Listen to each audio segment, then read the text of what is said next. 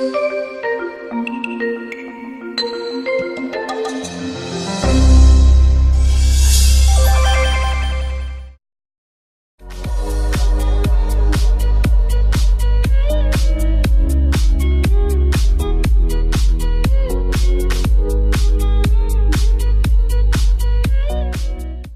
espectador!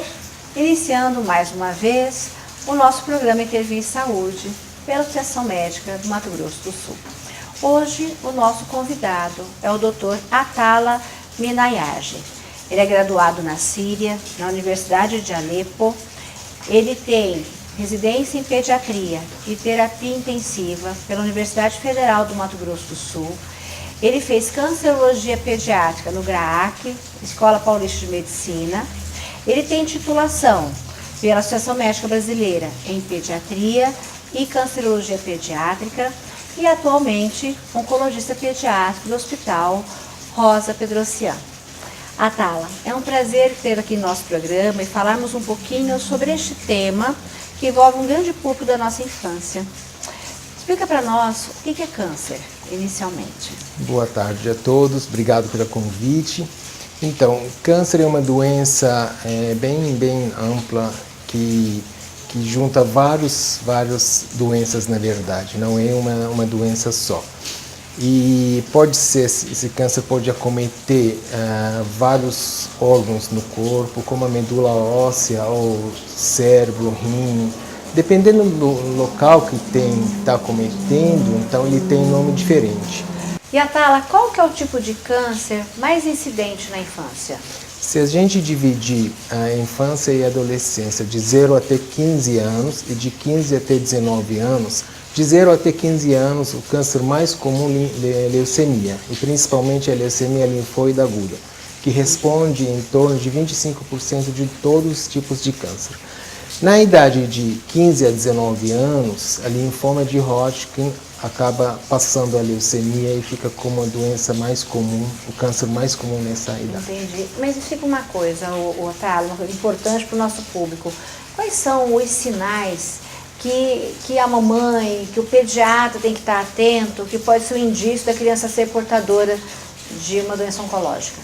Então, como falei, que o câncer são várias doenças e por isso os sinais e sintomas também são bem amplo. Uhum. Se a gente pegar as leucemias, vamos dividir em leucemias e tumores sólidos.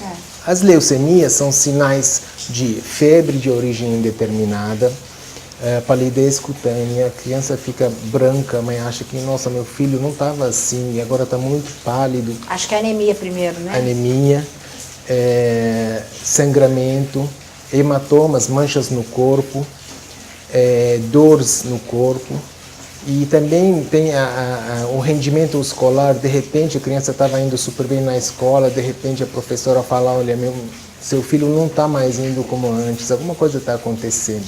Então são sinais gerais, mas juntando tudo a gente não pode deixar de pensar em leucemia ou em câncer em geral.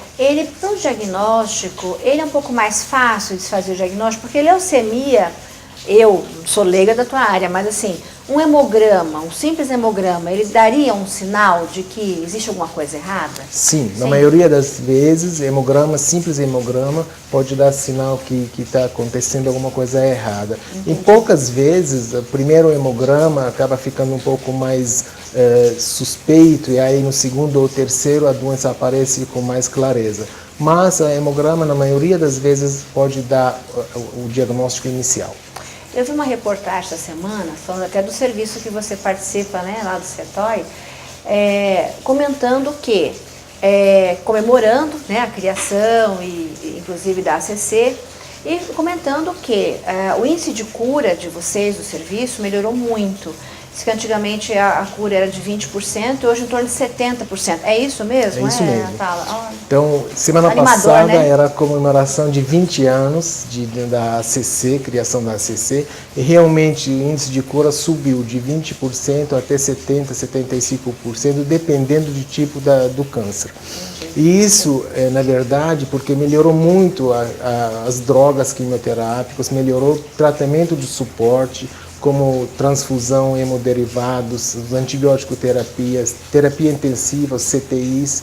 E também nós trabalhamos em grupos cooperativos, nós trabalhamos com protocolos nacionais e internacionais. Então, quando você trata paciente com leucemia, por exemplo, você não trata porque você acha que tem que ser desse jeito. Você tem que tratar conforme o protocolo brasileiro manda para essa doença. Então, seja onde for, que serviço for, o protocolo é igual para todo mundo. É igual. No Brasil inteiro, na maioria dos centros, os grandes centros que seguem os protocolos, o tratamento é igual. Entendi. A oncologia é considerado assim, que quando você tem um diagnóstico, isso é uma urgência, né? A precocidade do início do tratamento faz diferença na sua evolução. Com certeza. Isso funciona bem aqui em Campo Grande, por exemplo, você ter um paciente que tem uma patologia oncológica, mesmo dentro do SUS, ele consegue um atendimento com certa rapidez e efetividade? Consegue. Na verdade, isso melhorou muito nos últimos anos. Nós fizemos um programa de diagnóstico precoce, Fica de olho, pode ser câncer infantil juvenil, no estado inteiro. Levamos Acho que eu lembro de você fazer palestra no interior, né? Isso. Aí nós, profissionais da área, fomos para todos os municípios e falamos sobre sinais e sintomas precoces no câncer infantil. Com isso, os colegas, os médicos, acabaram mandando os pacientes de uma forma mais precoce, mais precisa para nós. Falando no SUS, no nosso centro, no CETOI, no Hospital Regional, no 8º andar, o tratamento lá é o tratamento completo. Então, tem tudo, não tem fila de espera, a doença não permite isso. Então, tendo suspeita que esse paciente, criança ou adolescente, está com algum sinal de leucemia ou tumor sólido, pode mandar para cá que rapidamente vai ser atendido. Entendi. O câncer, ele pode ser hereditário, Atala, ou não? Pode. Alguns tipos de câncer pode ser hereditário, sim. Entendi. Temos cânceres em bebês que nascem já com tumor. Já tivemos vários casos com tumor ocular, tumor células germinativas, que a criança nasce, até a leucemia às vezes, nasce já com doença. Existe prevenção para doença oncológica na infância? Ou não? Geralmente elas são congênitas. Como é que funciona isso? Então, infelizmente, na pediatria, no câncer infantil não tem prevenção. Né? Não é igual o câncer em adulto, que, por exemplo, cigarro, você não vai fumar, não vai ter câncer de pulmão. Na pediatria, não existe prevenção. Agora, a notícia boa é que a sobrevida, a resposta à quimioterapia é bem melhor do que o adulto. Ah, que bom. E me diz uma coisa, o que eu vejo muito é que na área oncológica é muito importante as medidas de apoio para essas famílias, né? Então, eles têm acompanhamento também, de psicólogo, eles têm uma casa que eles possam ficar no interior. Me explica um pouquinho dessa infraestrutura que tem que ter por trás do paciente oncológico, por favor. Então, o tratamento oncológico não é igual às outras doenças, então você não vai só tratar o paciente, você vai ter que cuidar da família toda. Principalmente uma doença tão grave e você fica muito perto de uma coisa que chama morte. Então, a família está totalmente envolvida com essa criança que está com essa doença grave.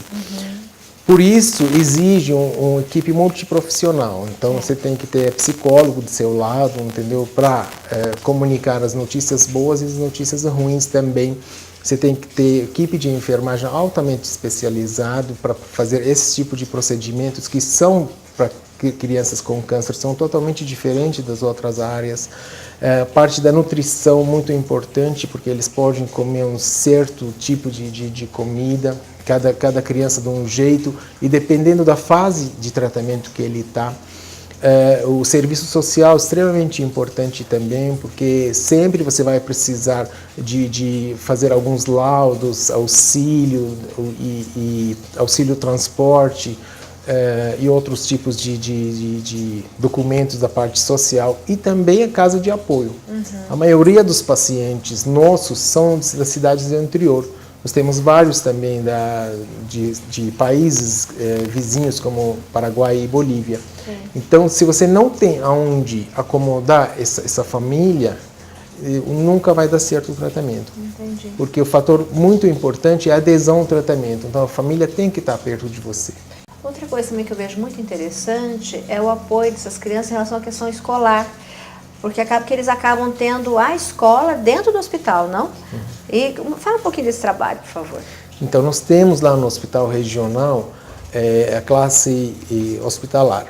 São os professores que são cedidos pela Secretaria de Educação e que acabam continuando o estudo das crianças. Então, cada um, no ano que está, na série que está, ele continua o estudo junto com o tratamento lá dentro do hospital, para não perder, depois que ele terminou o tratamento, para não ficar atrás dos amigos dele, daquela época que ele ficou internado no hospital. Até preocupar um pouquinho também, né, Tala? Porque deve ser muito difícil ver dentro de um hospital, várias internações por conta de quimioterapia, rádio, né?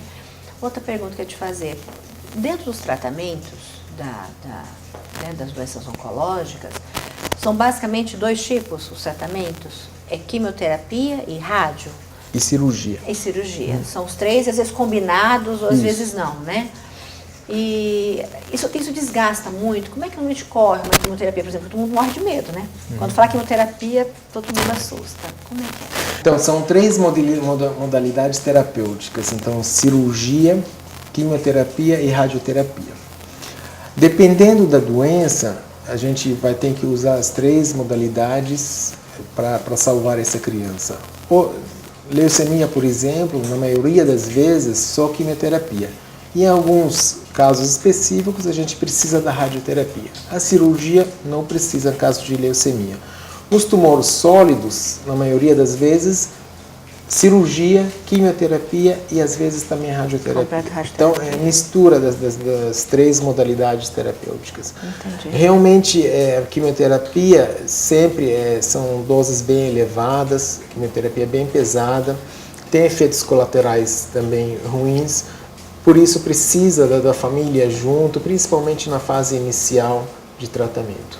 Entendi. Olha, adorei conversar contigo sobre o câncer infantil, que é um tema até assim, para algumas famílias assustador, né? Eu até hoje, dentro da minha especialidade, cada vez que eu faço um diagnóstico de um câncer, de um tumor, é muito difícil, até para nós que damos essa notícia, quanto mais para vocês que seguem, que tem que ter uma estrutura emocional e oferecer aí tudo que eles necessitam, né? Adorei a entrevista, muito obrigada. Espero ter outras vezes no nosso programa, tá? Para abordarmos outros assuntos dentro da sua área. Estou à disposição. Obrigada. E você, espectador, mande a sugestão do tema que quer ouvir, mandando e-mail para amms@eventostv.net. Obrigada.